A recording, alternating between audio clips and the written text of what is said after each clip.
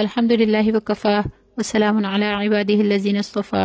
اما بعد فاعوذ بالله من الشیطان الرجیم بسم الله الرحمن الرحیم. زمونږ نننې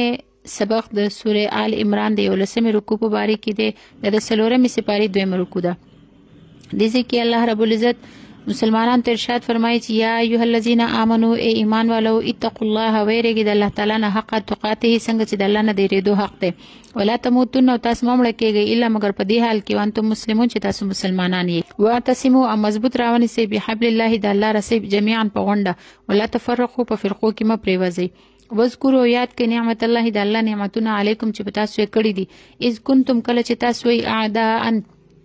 دشمنان فالف بین قلوبکم بیا الله محبت واچلو ستاسو په زړونو کې فاصبحتم بیا تاسو سحر کړو بنعمته د الله په نعمت سره اخوانا تاسو رونه سا شوي.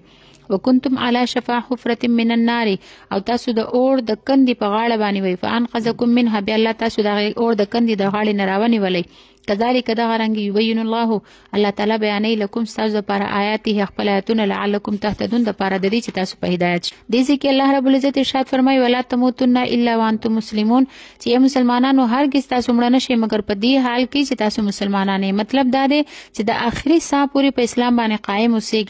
دا نه چې په آخر وخت کې تاسو نه چرته ایمان ضایع نشي. الله دې زموږ د ایمانونو حفاظت وکړي. مخه د الله رب العزت ارشاد فرمایي واعتصموا بحبل الله جميعا ولا تفرقوا چې د الله رسۍ په مضبوطۍ سره ونیسئ او په غونډه باندې په مضبوطۍ سره ونیسئ په فرقو کې مه پرېوځئ. حضرت ابو سعید خدري رضی الله تعالی عنہ سره روایت دی فرمایي چې نبی کریم صلی الله علیه وسلم ارشاد فرماو کړی چې د الله کتاب د الله رسۍ ده او دا د اسمان نواله د ځمکې پوری ده.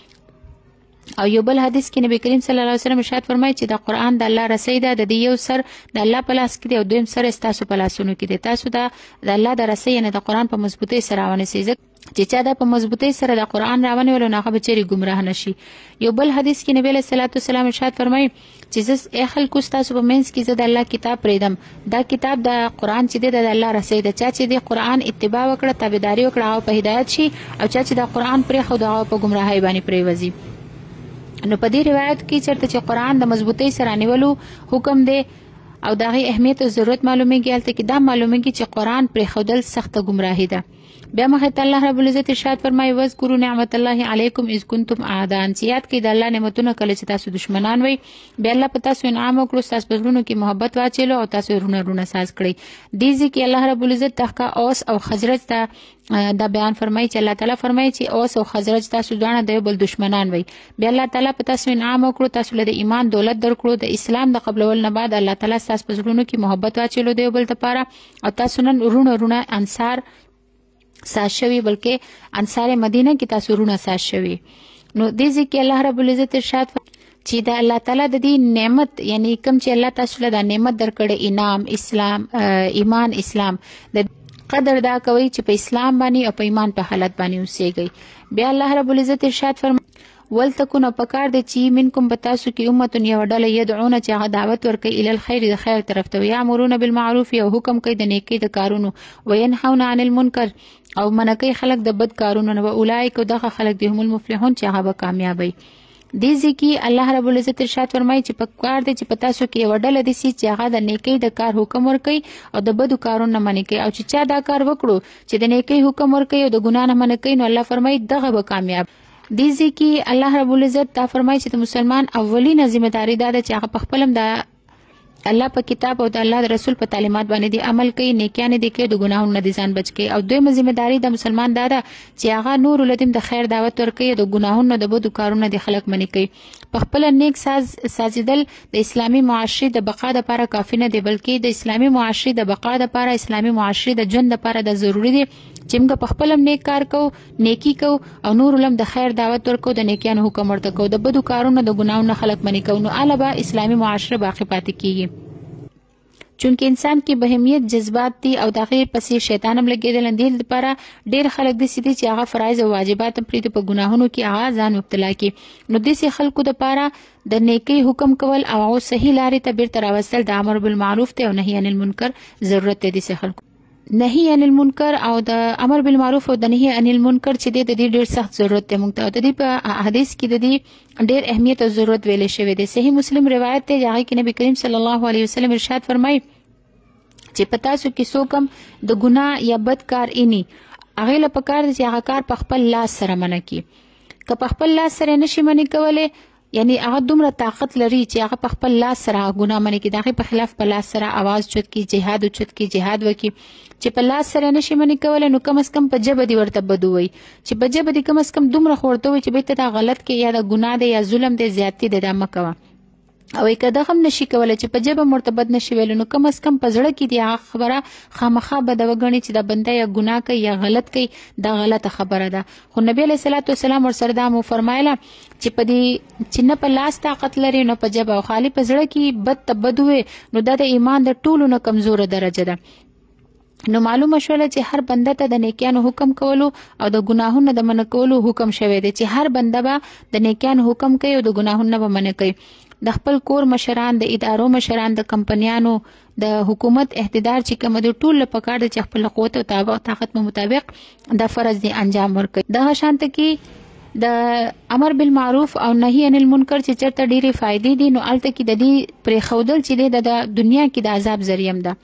چا چې قدرت دی، طاقت دی، د طاقت باوجود هغه امر بالمعروف نه کوي او نهي عن المنکر نه کوي، یعنی د نیکی حکم نه ورکوي، د ګناهونو نه منع کوي نه، نو دا ډیر سخت وبال خبره ده او ډیر سخت عذاب خبره ده. حضرت جرير بن عبد الله رضی الله تعالی عنہ بیان فرمایي چې ما د نبی کریم صلی الله علیه وسلم نه اوریدلی چې کوم قوم کې یو بنده دي چې هغه ګناه کوي او هغه قوم کې یو څوک دي چې هغه دغه د منع کولو طاقت لري او بیا هغه نه منع کوي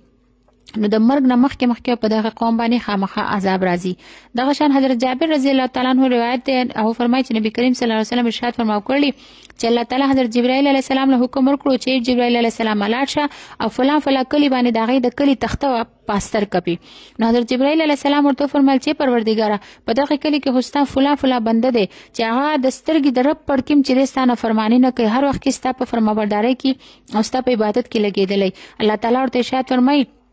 چې دغه کله د دقه سړی نه واخله او په دې خلکو باندې واپس کځکه چې دې بخښه کتل چې په دې کلی کې زمانه فرمانی کیږي، زما د احکام خلاف ورزي کیږي او د حکم خلاف کار کیږي، دې بخښه کتل او خلک به منی کول نه، د دې په مخ باندې به چرته د دې پتندي باندې چرته زما د احکام د خلاف ورزي باندې چرته د دې پتندي باندې لکیر نه د پریوتلې. لہذا دغه سړی سره د زما فرمانبردار بنده چې دغه بنده سره د کله د تخته په دوبانی پاستر کا.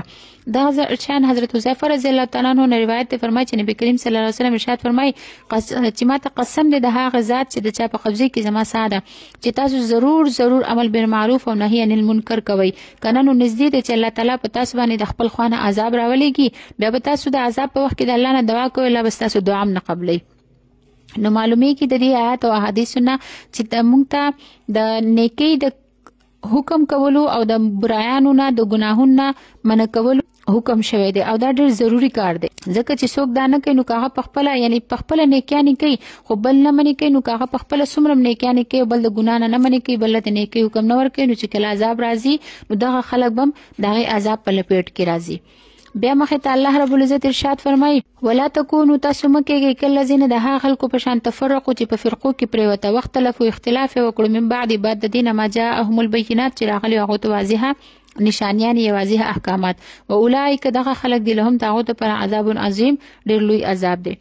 یوم په دغه ورځ باندې تبيض وجوه ځینې مخونه سپینې پړقېږي به وتسود وجوه او ځینې مخونه به توري. فاما الذين بهرحال هغه خلک اسودت وجوههم د چا مخونه به چې توري هغو ته به ویل کېږي اکفرتم بعد ایمانکم ولې تاسو خپل د ایمان نه بعد بیا کفر کړی فذوقوا العذاب وسکئ عذاب بما کنتم تکفرون تاسو د انکار د وجې نه تاسو د کفر د وجې نه.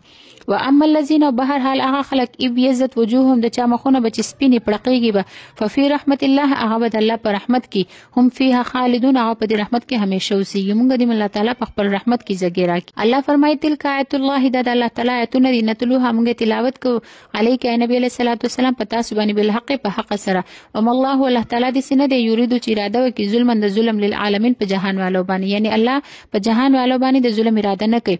ولله د الله د پاره د مافي سماوات چې په اسمانونو کې دي او مافي الارض او چې په ځمکه کې دي و الى الله ترجع الامور او الله طرف ته تاسو ټول کارونه واپس کېدل دي. یعنی که څوک نیک کار کوي او که څوک بد کار کوي، که څوک ګناه کوي او که څوک د ثواب کار کوي، دا ټول کارونه د الله مخ ته